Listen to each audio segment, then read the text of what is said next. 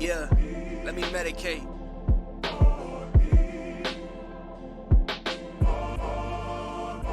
I need something to get me in the right place of mind. No snakes hanging around any place of mine. I'm trying to build an empire. We in two different states of mind. I'm trying to escape the confines of my city limits. But shit get risky as making one of these shorties and misses. Gotta keep a low profile nowadays. I'm staying out the way, you single niggas.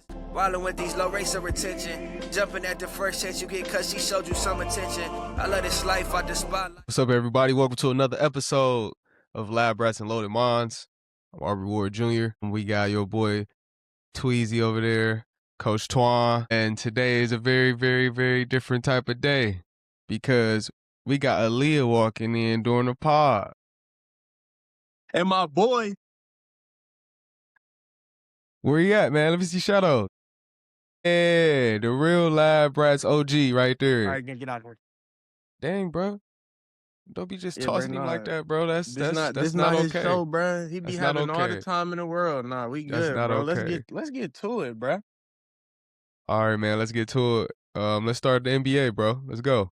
NBA to start off.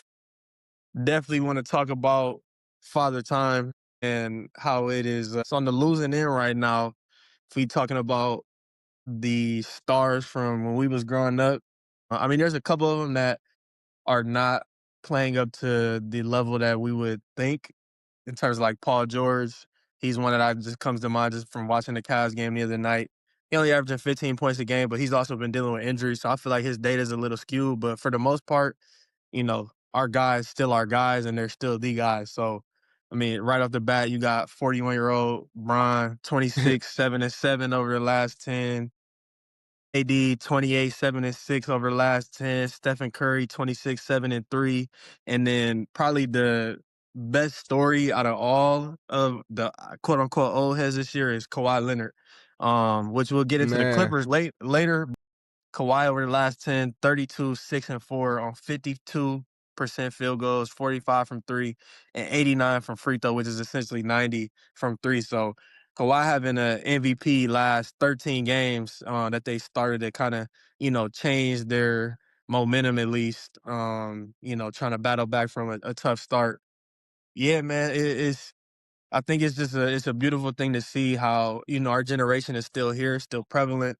They're still dependent on too heavily. Like, again, the constant theme of LeBron's Laker tenure has been him wanting to pass over the keys, and whether that be AD or now it would be Luka, or even I know they were talking about AR, is just the fact that they are still depending on him to answer the bell every single time. It should just show you the level of greatness that we've been watching and we're continuing to watch. So definitely wanted to highlight them guys to start off when we talk about NBA. I mean, because it does starts with the veterans right now. They're probably playing the best basketball out of anybody in the league right now. I know you got some young guys that are coming up through the ranks, but for the most part, I mean, these guys are the standard. So, for all those Kawhi fans, I'm glad to see that he's healthy and he's playing because, I mean, we all know what he is when he's healthy.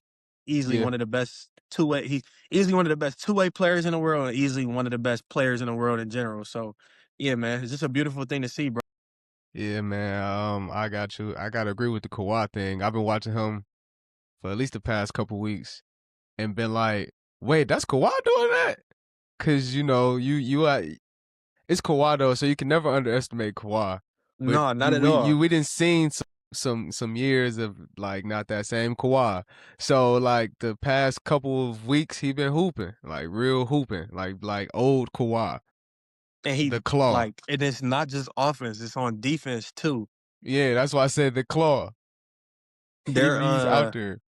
Their defensive rating to start off, was very, again, I don't want to highlight the Clippers too much right now because we don't get into that, but just in terms of the James Harden and Kawhi stepping up, I know they got Zubac, but just their veterans stepping up and be like, yo, like, we need to figure this out.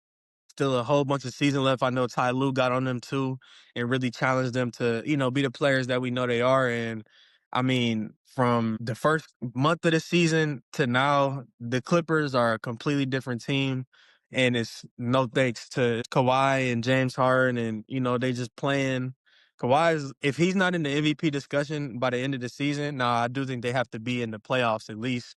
But I mean, he playing MVP ball right now. Like you could even argue this is some of the best basketball he's ever played. So yeah, man, it's just we blessed, we're spoiled. All the adjectives you can use when you just talk about the guys that we've been watching for 15 plus years now. It's incredible to see, and I think as lovers of the game, and then people like myself who are even yourself. I mean, you're not coaching basketball, but you do coach youth. Like if I you're a coach kid basketball. if you're a kid, if you're not even just a kid, if you're in high school, if you're in college, and like you're not watching basketball, that's one thing. But if you're not watching these guys that have been doing it for 15 plus years at this level, don't let me forget about Russell Westbrook either. I can't even forget about him because he's having a good year as well in Sacramento, even though they not, they record don't look that good, but he's still been playing pretty well and he's been starting. Hmm. But yeah, man, this is the standard. Like they come in, they do their work.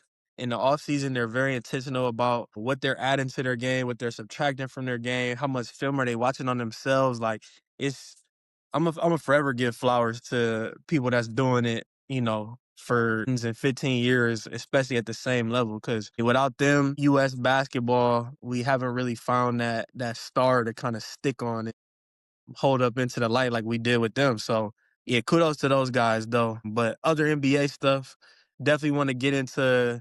I guess you can call it NBA trade deadline. First, obviously starting off with the biggest news. Trey Young, new threads. Kind of interesting because I don't think anybody's seen him going to the Wizards. You Nah, know, that was a surprise.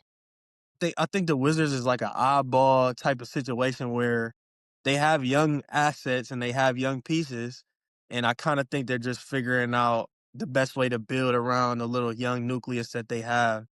Well, they Yeah, man. added a What you great what you vet. think about Trey Young in DC out of all places? Yeah, yeah, they added a great vet. Trey Young is one of them. It's always been one of them. Since he's got in the league, each year he's got better. We probably can say maybe some things decline, but everybody has something that declines in their game each year.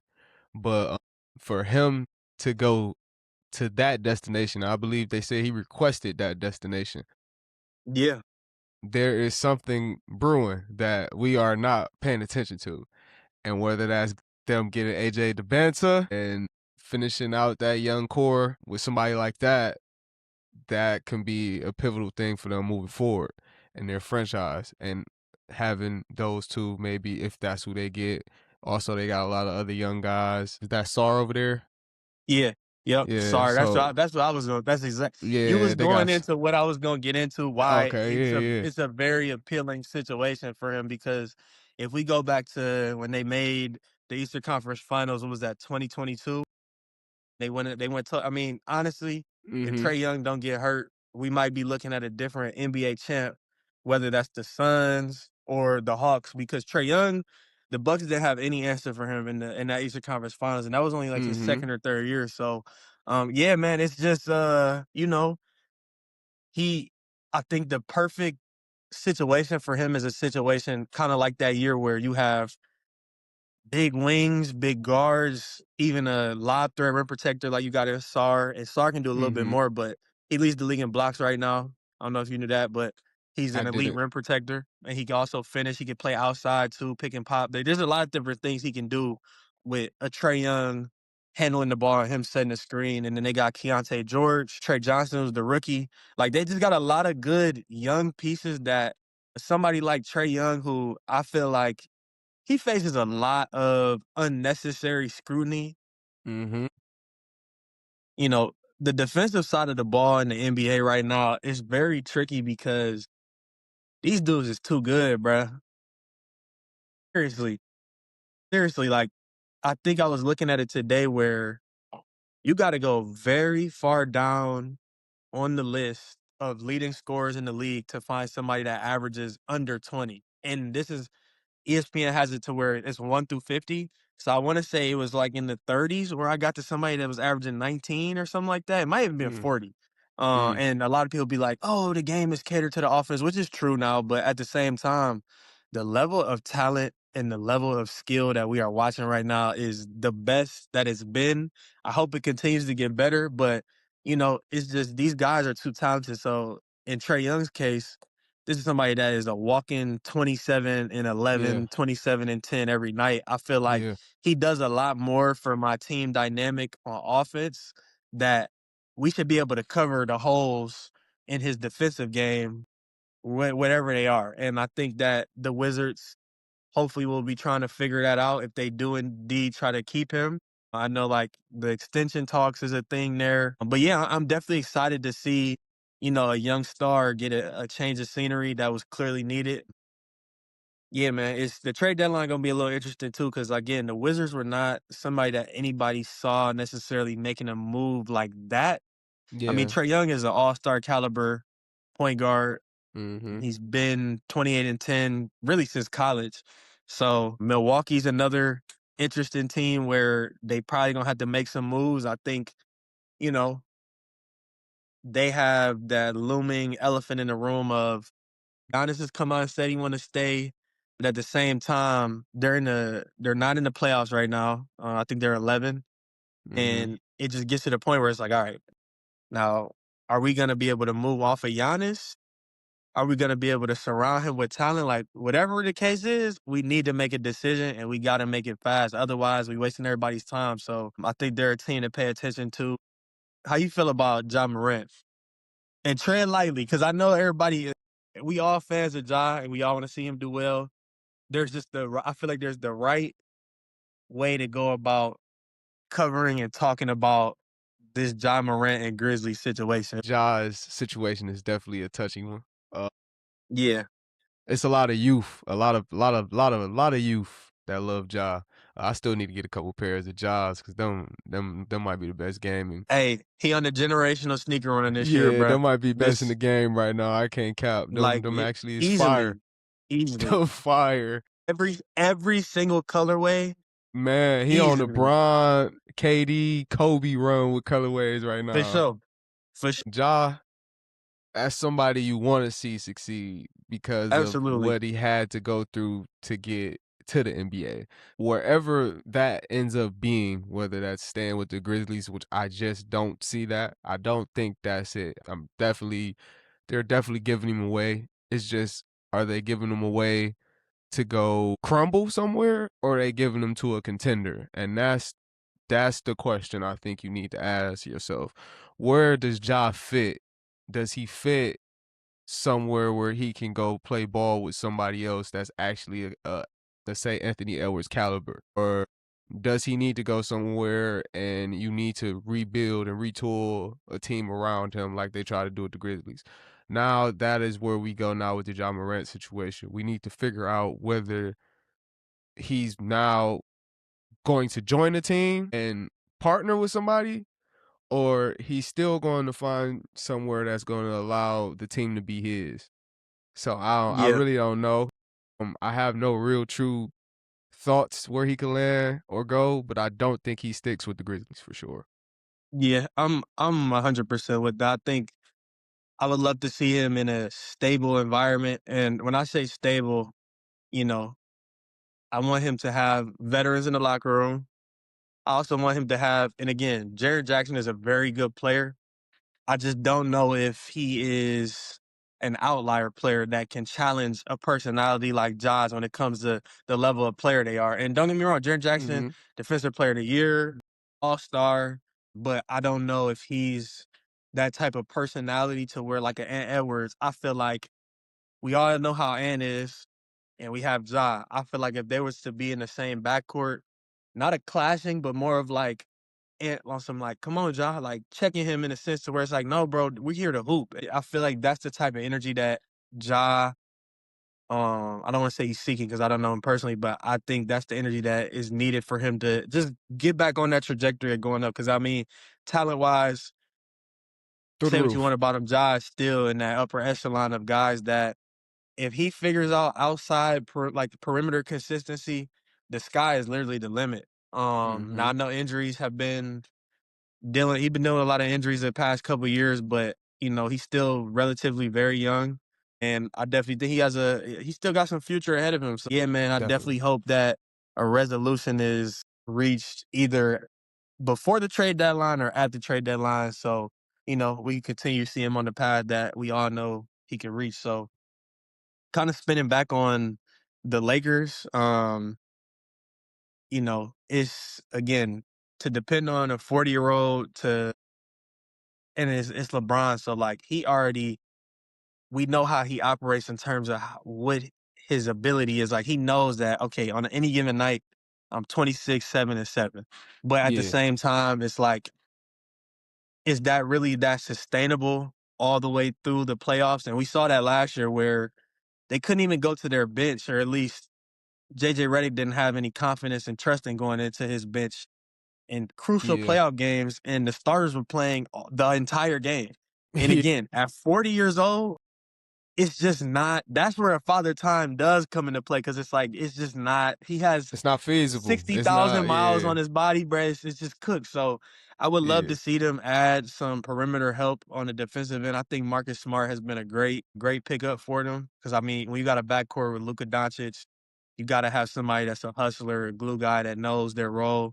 And I think the same goes for the wing. I think Jared Vanderbilt, he's been hurt a lot in his Laker tenure. And I think he's still kind of trying to figure it out. But at the same time, when you got LeBron and Luka Doncic on the same team at LeBron's stage in his career as the Los Angeles Lakers, you should be trying to win. So it'd be Yeah. interesting to watch them at the trade deadline too, to see if they try to go get, you know, some real, like, they need some athletes, because as you know, the Western Conference Yeah. That ain't is no no easy joke. selling. Dude, 1 Ain't through no easy 15 every selling. night. I just watched Yeah. Zion Williamson. Everybody talking about he turning back the clock, which is crazy to say because he's only like 24, 25. Yeah. They won 10 games this year, and the Pelicans look like a very good team the other night. Like, they're the 15th seed. So, yeah, the Western Conference is tricky. I definitely want to touch on the Kings too. They're a team that has a lot of veterans, aka Russell Westbrook, Dennis Schroeder, Sabonis, DeRozan, Levine. Those are guys that can go to another team and help. And I think that, the Kings are just in an interesting situation where it's like, all right, do we start our rebuild during the season, or do we just wait till the offseason? So, yeah, those are the situations to definitely keep an eye on as we get Mm-hmm. closer and closer to the trade deadline. Yeah, man, the NBA, as usual, you got your hoops, and then you got your narratives and storylines. It's the perfect soap opera, I guess you can say. It's the perfect place for us to But be yeah, I right definitely want now. to get into like that. For sure. Absolutely. As somebody that loves the sport, I think, it's just natural because I think I'm somebody at this point, especially having worked in the league. Like, it's like, some of these storylines, I don't even believe or even pay attention to, because half the time it's not true. But at the same time, as a fan of the sport, it does make it a little interesting. You Mm-hmm. can't even lie. It does make it a little interesting sometimes. So yeah, I definitely want to get into like the actual play. Let's touch back on the Clippers. And I mean, in your lifetime, can you recall like starting very bad and ending up turning it around, like in a season on any one of your teams? It could be Pee Wee, it could be high school, middle school. It's either we suck or we was too good. So no, Yeah, not really. It's kind of hard to think about. Cause even when I played basketball, bro, I started playing basketball in 6th grade, and I was with an all-star team. right. Gene Higgins on my team. Yeah. Shout out Gene. Sixth grade, I was hooping. Yeah. 7th, 8th grade, CYO was easy. I was getting buckets Yeah. in CYO. I was a football player playing CYO, getting buckets out there. But it was ugly buckets, but it was buckets though. We But no, I need can't to really. need to find the tape. We need to find the tape. I gotta see the tape, bro. For real. But no, bro, I cannot recall being and then like getting good as the season went on. It's either it was it's terrible or we was good. My follow-up question to that is thinking about it in the NBA context. Would you ever want to see the NBA go from 82 games to 72, 63? Like, would you ever want to see them shrink it? If they did shrink it, I think competition will go up. Like that's what I think be the argument with the old heads. Like, well, he did this in this many games. Y'all got this many Yeah. games. You know what I'm saying? So it's like I believe the old heads are right to a certain extent. And then watch all my young boys at Benny about to be calling me because I'm agreeing with the OGs. But I'm only saying it because we got people that sit. You can sit people now. You know what I'm saying? You resting people. It's a bunch of things that go into it now when you playing 82 games. When you was playing 60 games, you out there. You got 60 No, for sure. games. Like you ain't got 80 some games. You only got this 60 games. So like I do believe if they did shrink it, the intensity of the NBA basketball will probably go up because you ain't got all that time you had. You literally only got this time and then playoffs start. And as soon as playoffs start, y'all should be on fire because Yeah. you coming off the momentum from a short season. Shout out the in-season tournament, man. That's probably one of the better things that has No, come yeah. of recent years in terms of additions to making the regular season more exciting. I asked you them two questions because the LA Clippers, we know the Chris Paul stuff that was happening at the beginning of the year, he got dismissed or whatever, but the LA Clippers Yeah. started off 6-21. They are now 17-23. So they have won Jeez. 11. They have won 11 of their last 13 games.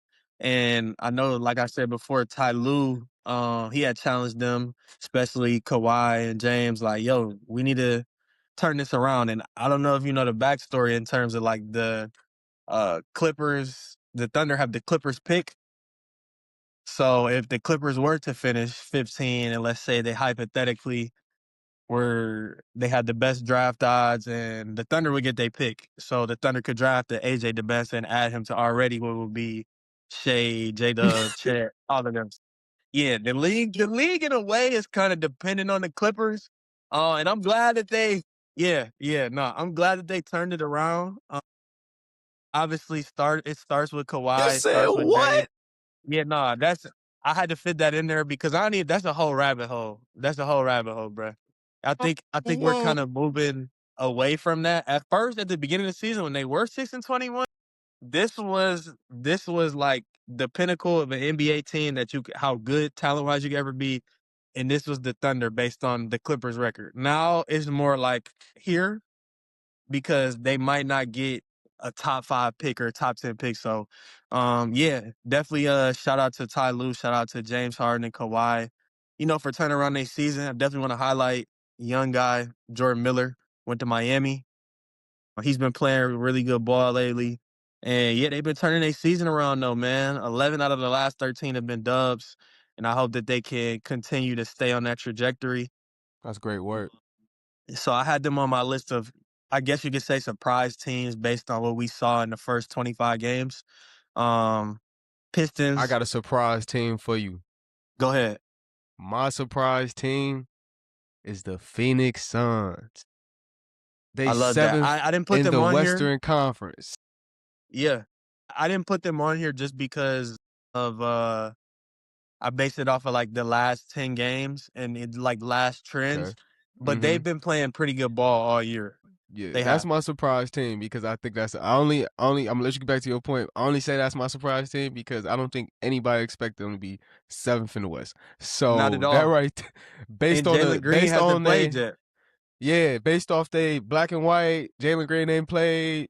There's no way, no how you expect them to be 7th in the West, but they are. So I that was agree. my surprise team right there. I agree. Yeah. Yeah, they've been playing pretty good ball all year, and definitely shout out as much Say it so I can look at you like this.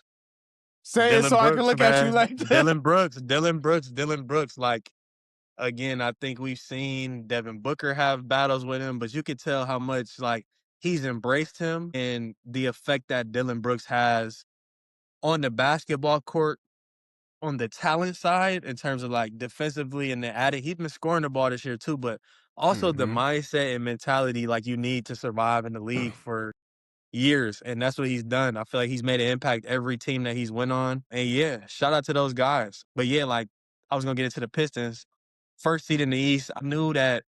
You've been I feel like calling it. everybody knew that You've been calling they were that, gonna just be so you good. know.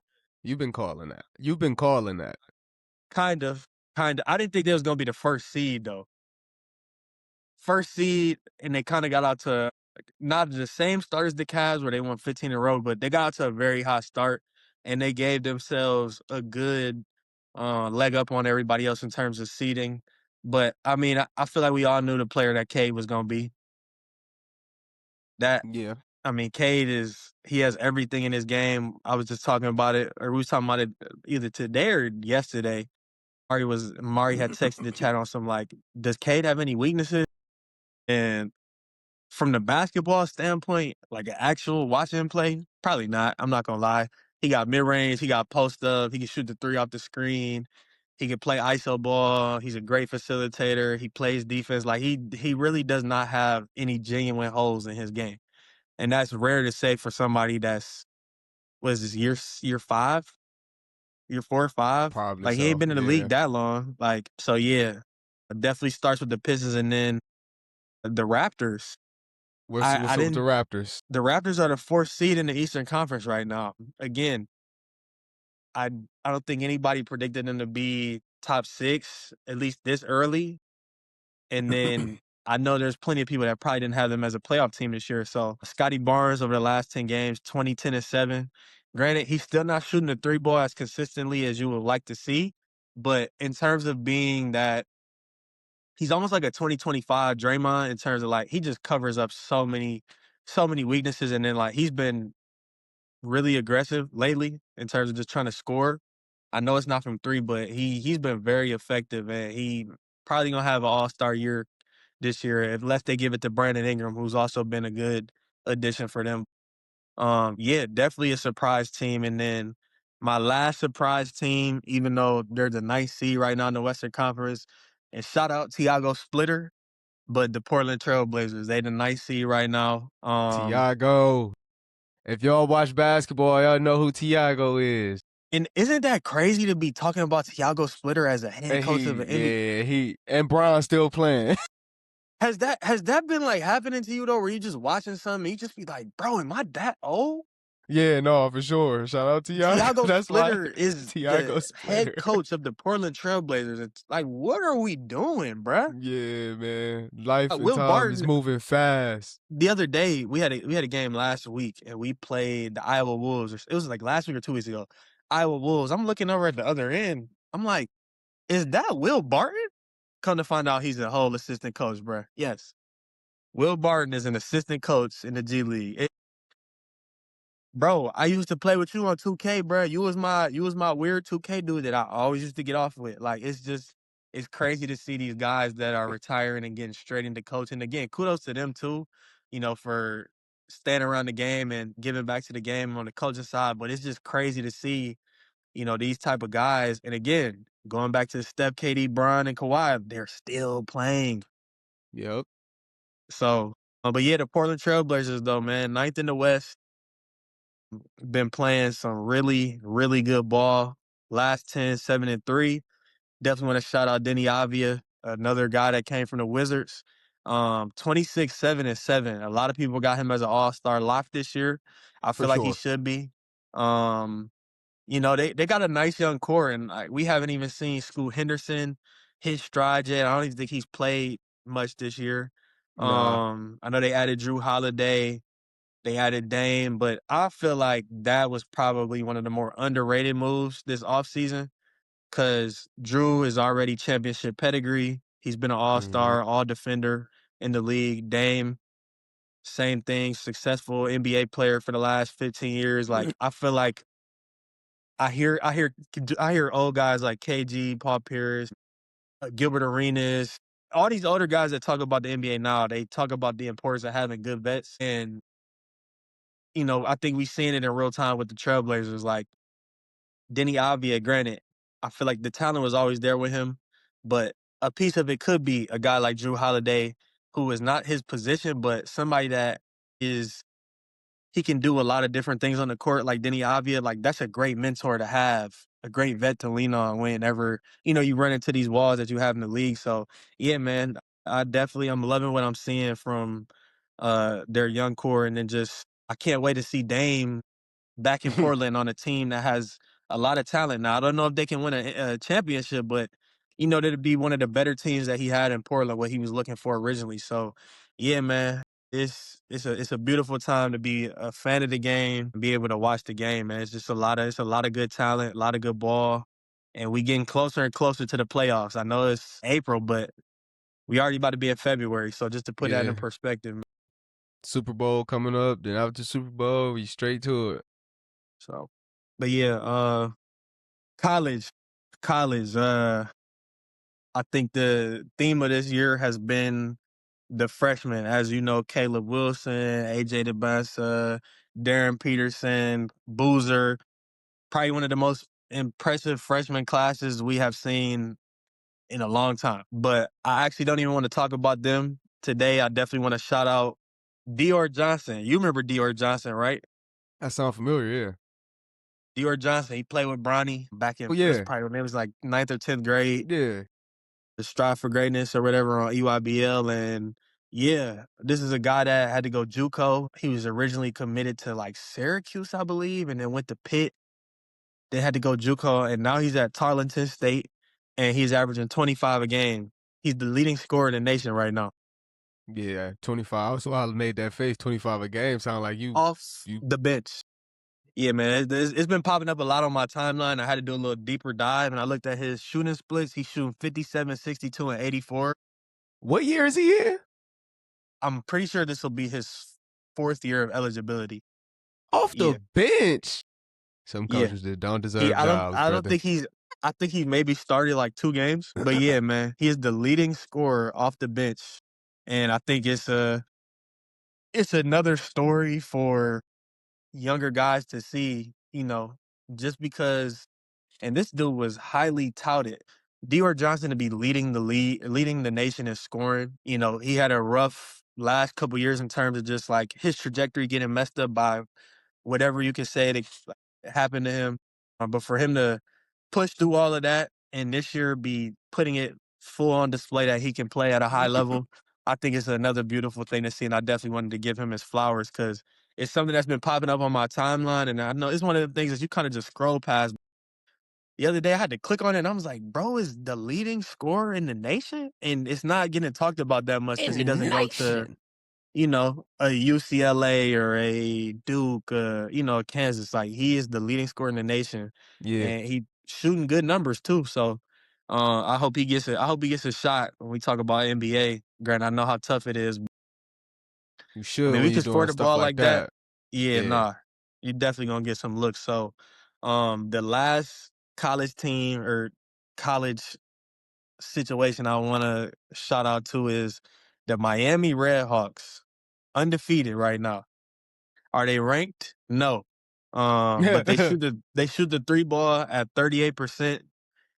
They had, or no, my bad. They shoot the three ball at 41%. There is out of all their rotation players, everybody shoots 38% up. So you got it. They're all hot guys, and then they're top 5 in offensive rating. They're top 5 in points per game. They lead the nation in field goal percentage and 3-point percentage. I want to say they're 17-0, and their coach was at Xavier, and he went to Miami. Travis Steele, and yeah, they are playing probably some of the best ball in the country right now. I mean, given they're undefeated, but also too like they're a team that when they get to the tournament and one of these bigger schools matches up with them on some, oh yeah, they just undefeated because they don't play in a conference like us or blah blah blah. Like, do not be surprised if they come out and punch y'all in the mouth. Like I've been watching a lot of clips of them over the last couple of days, and they shoot the ball, they move the ball really well, they play well with each other. You can tell like the chemistry is there off the court. Yeah, they just a hungry mid-major team that when we get to March, I expect them to, be one of them Cinderella story, eliminate a big team because they can do it. And they I think was the best part about them is like they don't even shoot. They're not a team that's just gonna come down and chuck up threes. Like, no, they get into their offense. It's just they got guys that can really shoot it. Yeah. Yeah, man, definitely wanted to shout out them giving, Travis Steele from Xavier and then the Miami connection. But yeah, man, they undefeated. So I'm looking forward to, seeing how they finish their year because what is there only like 33, 34 games, something like that in college? Let's I see. know it's not a lot. We can look it up. It's gotta be only like 34, 35, 32. 32. So to be halfway done with y'all season and y'all haven't lost a game, just saying. So Yeah. Yeah. You ain't lying, brother. did Sound you like ever they go got undefeated? hoopers. I mean, not technically. I went undefeated regular season, yeah. Or you never were When undefeated all the way through? we lost to Toledo Central Catholic. Yeah. When we were supposed to go back to backs. You remember? Yeah. We was undefeated all the way through the season. Man, shout But out never to St. John of the Cross, man. My 7th grade CYO basketball team. We went undefeated all the way to the championship and won. wait, actually, I think 7th grade, I think we went undefeated in basketball. And see And y'all went what? all the way to the championship and won? Yeah, we beat Marlon Moore in Fatima. That is crazy. That's actually crazy ball knowledge. I'm not gonna fake. Like That's what? that's how me and Marlon became friends, bro. That's actually crazy, bruh. I be trying to tell y'all, bro, I'm really a hooper. Y'all be thinking I be lying, bro. I just Okay. started late. Next segment, bruh. Next It's segment, cool. bruh. Don't You even worry not about it. We on the next dropping, bruh. segment, but I'm still about to let y'all know right now before Twan trying to interrupt me. He gonna give me this dang shot. He is gonna give me a workout video, and we are posting it. I'm telling you, the left might suck though, but we are posting it. We are posting the video. We are doing it. Now moving So forward. NFL divisional round match. Moving forward. Let me scoot up for this one too. Let me raise my mic up because I really need you to hear me right now because you are against this. And I think something is in the water. Ain't nothing in the water, bruh. John Harbaugh to the Giants, you don't like it. But they got our dude over there, Jackson Dart. I'm not They gonna say get I a don't like it. healthy, hold on, they get a healthy Malik Neighbors. You still got all your pieces from the past year, and all you didn't have was a coach to lead the team. They said no NFL head coach has ever won another Super Bowl with a second franchise. And there's no way that you are hiring a John Harbaugh unless you try to win a Super Bowl and you paying him $100 million a year. There's no way you're doing that unless Super Bowl with a bunch of exclamation points was on the bottom of that dotted line. So Yeah. I say that to say, what do you really think about this move? Did you see today?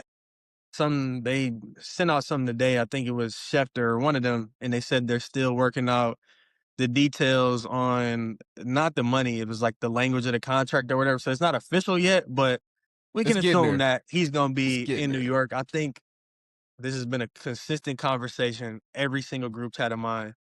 And I think I am on the side of, I think this is, at least with basketball and football, like we are moving out of the old school way of things in terms of having head coaches who they might know some X's and O's, but they're really there because they're elite at managing personalities. They know how to hire their staff. They're good at developing their staff. And then they're players coaches too.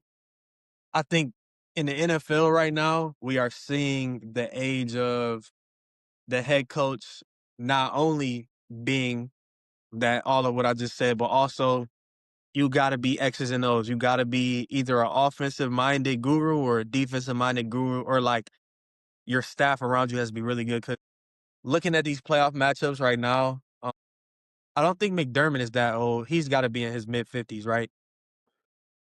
But I mean, we looking at a matchup where you got Sean McVay and Ben Johnson, two dudes in their 40s. We got D'Amico Ryans at the Texans. We got Vrabel at the Patriots.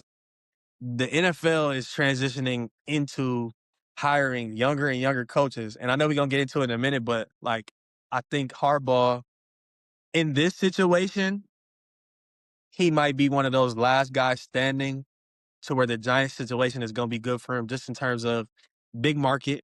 So that means we can we're going to get talent to come to want to play in New York. The Giants have plenty of history. They have a young core, Neighbors, Scatterbo, Dart. Also, Theo Johnson, a tight end, too. Like, their offense has some pieces in their defense. They Defense got got their weapons. defensive line. I know they got Javon Holland in the back. Yeah, they have something to where a coach like Harbaugh And it was a two-way street. I know Harbaugh pretty much picked wherever he wanted to go. So yeah, I think it's a situation for him where he could kind of fight.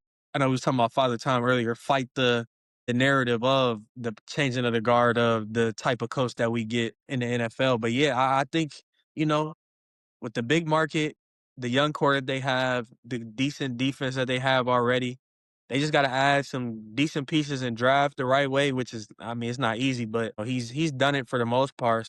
Yeah, I'm more on board than I was when the When news I first text, came out. okay, Yeah, okay, good, yeah, good, good, I'm more on because that's an board. interesting one. Yeah, it's just it's almost like I mean every situation you gotta wait and see, but this is definitely one of those situations where we might not see it the first year, but definitely that second year, like okay, this is why they brought Harbaugh here. Yeah, yeah, And no, I don't want anybody to think when they hear this we was taking a take either. I didn't say John no, no, no, Harbaugh's no, won the no. Super Bowl. I Yeah, no, said there's never been a coach that has been with his second team to win a Super Bowl. So therefore, anybody that's hiring anybody to be the head coach is always going to say we're trying to go to the Super Bowl. But yeah, you hiring John Harbaugh to go to the Super yeah, Bowl. You're not hiring John Harbaugh to do anything else. So that's I all agree. I'm saying. Now moving forward to these divisional games.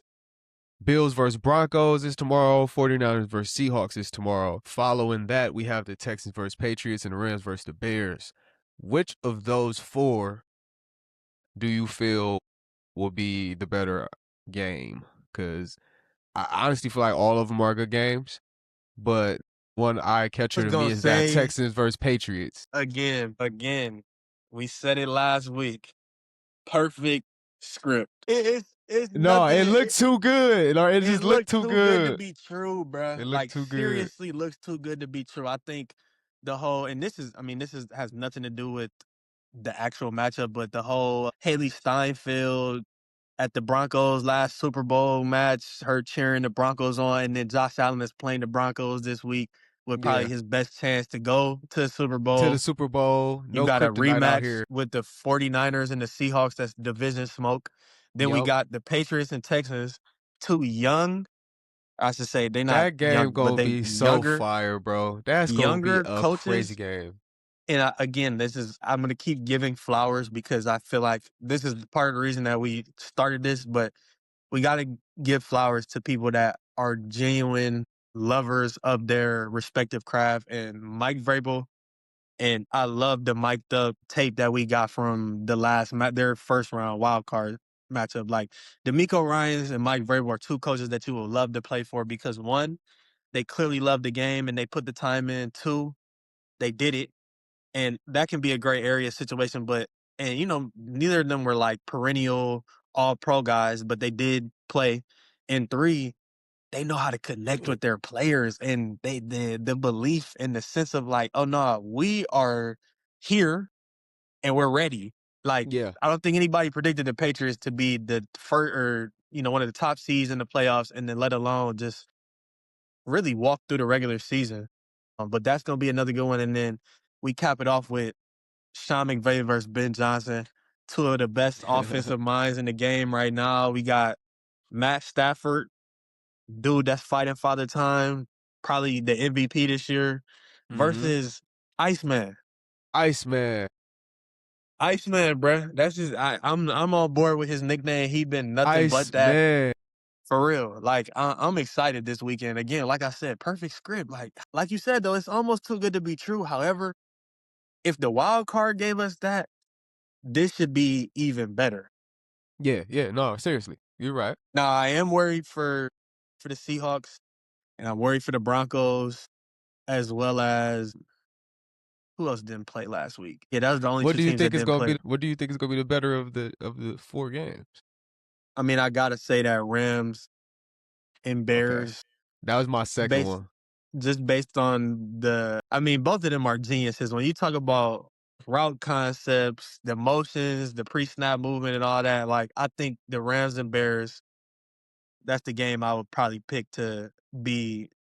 I'm talking about, some of these games like wild card. I had the iPad going, might have been on the game, might have been doing something else in the background. That 6:30 at Sunday night, Rams Bears, that's gonna be on the big screen for sure. And I'm gonna sit on the couch and watch that. My full undivided attention. Might have my notes in my pen. for Hey, we who gotta do knows, maybe something I might about want to coach. Twan's No, I'm notes. playing. We gotta do something about that little notepad. I know you can't see nothing you wrote on On there. who, bruh? Bruh, I'm Yeah, we gotta do 26, something bruh. about that. I'm We gotta do 26, something bruh. about that. Nah, relax. Relax. Well, if Well, you what was ain't you know about to say, bruh? your boy wear glasses, so I know I can't see that. But It's not even that small, bruh. no, bro, that's a small gang. No, that is no. That chicken scratch. I'm not about to be able to read that. Man, so we was talking about your coaches earlier. Before we get ready to wrap it up, let's go ahead and get to what we want to speak on. The good old Browns, Who was your man. first though? You didn't say what your matchup I was. said mine. That Patriots. For sure. For sure. That's mine, and then that second would have been the Rams one. That Texans And Patriots again, game gonna be fire. when we talk about NFL script, when I say it's perfect because of course they have the Texas Patriots on Sunday at 3, and then we get Rams and Bears on Sunday at 6:30. Like they almost know that these are the two matchups. I'm not gonna say Super Bowl favorites, but in a sense, we would love to see a combination of these teams in the Super Yeah, Bowl based on what they've done this year. So, yeah, man. I mean, yeah, my Super Shout out Bowl is Goodell, Patriot. man. My Super. You putting that out there. Yeah, that's my Super Patriots, Bowl. Bears in the Super Bowl. All Patriots right. We're Bears. gonna come back to this and see if you was right, bruh. That's my Super Bowl, bro. I I'm was not gonna mad at say that prediction, bruh. going young coaches. Let's go talking about young coaches. So the Browns have had a heavy focus on young coaches. Earlier today, they did say that they're doing that second interview with Shorts. That is a sign of a possibility of him being the number one candidate. Normally, when you get that second interview, that's what that shows. And he was the first But one. yeah, he was the first one, but you got to do that when that's your DC, though. So this meeting could be, we want to keep you as DC, and we want to bring this person on, or this meeting can be, hey, we really like what you were saying. Let's re-talk about some things. We think we're going to move forward with this head coaching thing. So what I do want to say, though, and my reason for saying those two things, because I do believe that there is a possibility that they can walk in that meeting and say, hey, we really want to keep you around. We want to keep you as the DC. But I also believe there's a situation where you can say, yeah, we really want you to be a head coach, but we think you need to hire this person as the OC. My reason saying this is because these two names that I'm about to say to you, the young coach candidates, the young head coach candidates, both 30-year-olds. I want to say Kevin Stefanski was 37, and when he got the job as the Browns coach, so you can look at that like, well, what does that do for us? Does that do anything for us? And the reason that I'm saying that is because I can see why maybe you going in saying, Jim, we want to hire you as the head coach, because it is a risk getting a younger coach and you're making a commitment for the long term and not the short term. So when you get a young coach, you're making a commitment for the long.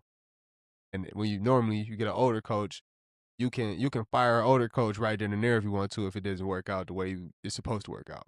Mm-hmm. Kevin was 37. I think the only other coach younger than him, maybe it was a couple more, but I know McVay was younger than him. McVay was like 34, 35. I think 33. Damn. And then yeah, McVay started real young. But going to say that, you got Grant Udinski. Forgive me if I butcher any names, but he's 30 years old. Just turned 30 years old. He first started off in 2023 as the assistant QB's coach for the Vikings. He literally only has like 3 years of coaching under his belt, true coaching under his belt in the National Football League. So you can look at that and say, what does that really do for us? But the good thing about it is he has been promoted to OC just in 2025. Even though you've only had 3 years under your belt in the National Football League, you're an OC in the NFL. So that stands for something. Absolutely. This is a 30-year-old who's unmarried with no kids, and football is all he does. Bruh. And whether Help me. you are a fully committed coach, because like we hear all these coaches say, it's really no time for family when you are a head coach in the National Football League. A 365-day-a-year job, bro. So you definitely want to get somebody who is football is all they know, all they do, all day, every day, especially when you're trying to do a rebuild like we're trying to do. We're trying to turn a whole. We're not doing a rebuild when we talk about rebuilding the roster. We're trying to turn an organization around. An Facts. organization, not the roster, not the people on there. We're trying to change an organization. Like So you go ahead. people don't again, just relating to the Bears, just in terms of the nature of their organization and how it has looked in our lifetime. They haven't seen that much success. And I think we can draw a lot of comparisons between us and the Bears in terms of just our decision making, the way we draft, hell, the quarterback position. But yeah, I think the Ben Johnson thing is a little bit more glaring because of, like you said, Udinski, and then who was the other candidate? I'm moving on to him right now. So you got Udinski, who that kind of be like the same way as a McVay. You start early, you get him young, you keep him around. All he knows is football, so he'll be doing his craft. Next would be Nathan Shilhuz. I think that's how you say his name, Shilhuz. I'm leaving. Look, Shilhuz. Is this from the Rams? This is the Rams. I'm pretty sure that's how you say his name. But he's 35 years old, and he started his coaching under the tree of Matt Campbell. I don't know if you know who Matt Campbell is. He was the head coach over at Iowa State. He Right. used to be the head coach at Toledo when I was in high school. So he's under that Matt Campbell tree. He started off, Shahuz started off at Iowa State when Brock Purdy was there. Right. Okay. So yeah, he was at Iowa State. He started really calling plays, like began really calling plays 2023 at Iowa State. They were number 2 in red zone scoring when he was calling plays there. And we know the Browns cannot score in the red zone. We the field goal guys, man. Hey, man. Shout And out then Phil Dawson. it's crazy. Yeah, shout out Phil Dawson for sure. But it's crazy we keep talking about McVay because he's really the pillar when you think a young coach for real. But he's been on McVay hip for the past 2 years as his passing game coordinator. So it's crazy when we keep spinning back to that McVay thing. So it's like, do we need a young coach? Truly, we don't know. But there could be a situation where we hire a Jim Shorts and maybe they want to bring one of these guys in to be the OC because McVay still called plays. So maybe Shahuz, I am so sorry. We got to get that name What's right. his first name, bro? You just Nathan. I can't just say first names. You're not supposed just to do say that. That's Coach Nathan. incorrect. Just say Coach That's Nathan, incorrect. bro. That's incorrect. You tripping, Unless you're talking to me. Unless you're talking to me.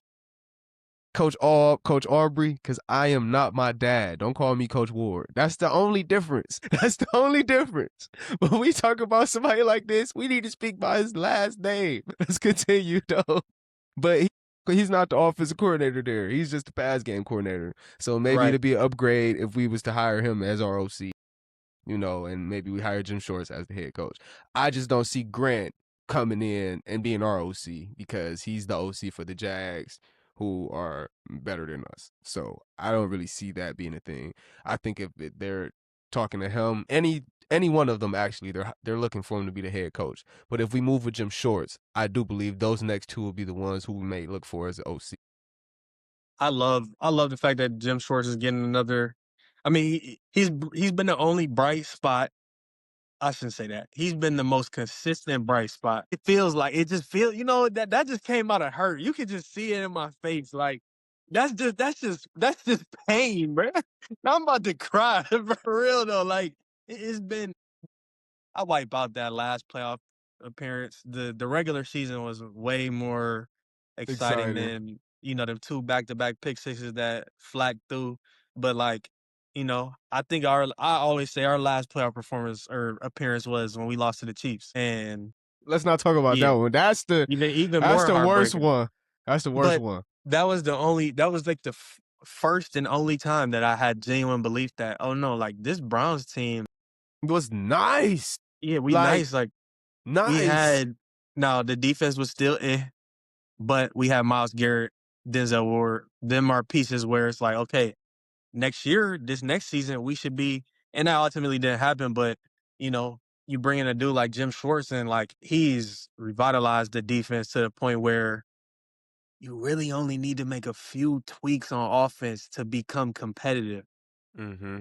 And I think Jim Schwartz, him being already there, and then doing what he did in terms of changing the culture with the defense, I think that it would be a good hire for the Browns just to have Mhm. some continuity. Because again, I think the best thing in sports, when we talk about coaching, is continuity. Like the more and more you have change, the higher chances of it not really working out how you saw it coming together. And there are some cases where it does, but for the most part, at least for my Cleveland Clowns, like we literally, like for real, bruh. I'm hurt. I'm hurt, bruh. I'm hurt. I'm just hurt. I'm tired. I'm hurt, bruh. I can't do it. I cannot do it. But no, for real. Yeah, I think for us, I think continuity would be good, especially keeping that defensive voice in there. And then obviously he would probably bring in, I'm assuming, some type of defensive personnel coach to like kind of take his role, even though I'm assuming he would probably still have reins over the He'll defense. But You're about right, but yeah, yeah, he gonna call them plays for sure. but I would love to see either him be the head coach and hire a young offensive mind, or even a Mike McDaniels, somebody that I know that is going to add juice to our what's the term you used, the like vanilla playbook that we have, because nothing about our playbook is exciting, and that's a whole nother conversation. And I feel like that's another reason 12's stats look how they look, given the arm talent that he has, contrary to popular belief. But yeah, man, it's just, again, I hope we hire the right person, which is whatever, but I hope we hire the right person, and I hope that they have whatever character trait we need to change our organization and actually make us watchable. Because, like, outside of 12 this year, it wasn't no point in watching the Browns. Let's keep it a buck.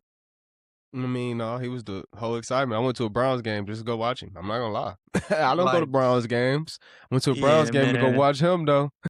I Well, mean, actually, we let can me not say that, 'cause I went to a Browns game. I seen Jerome Baker too, but I went to shout a out him. Browns game to go watch Shador Sanders. Yeah. And I think a lot of us it almost got to the point where I'd say by like week 12, week 13, where we all knew that our defense was very, very good. But we were starting to get gashed to the point where it's like, there's no way this is the same defense. But then when you look at the entire context, you just sit back and you're thinking, it's the offense. The defense is on the field the whole game. Of course they're gonna get gassed every other play. Like it just, I think offense is really our area of focus for the offseason, especially when we talk about head coach, like whether that's Jim Schwartz or we just go completely offensive minded. But yeah, man, I think, like you said though, I think it gotta be a young offensive minded coach that knows his X's and O's, that can provide some life to a vanilla offense. So my Clowns figure it out. I know that. Man, I pray they figure it out too, man. We've been on here for hours, a great conversation, but I think it's time to wrap it up. I do For want to sure. say we haven't done this, so we're going to try to do this a little differently now when we end podcast. You can now catch us on Spotify. When you watch us on YouTube, please like, comment, subscribe. You can catch us on Instagram. Please comment under any of the videos, repost, like, whatever you can do to support. I'm very grateful. We appreciate y'all here, and thank y'all for tuning in to another episode of Lab Rats and Loaded Minds. I'm Aubrey Ward Jr. Your boy saluting over there is Twan. Appreciate y'all for listening to it.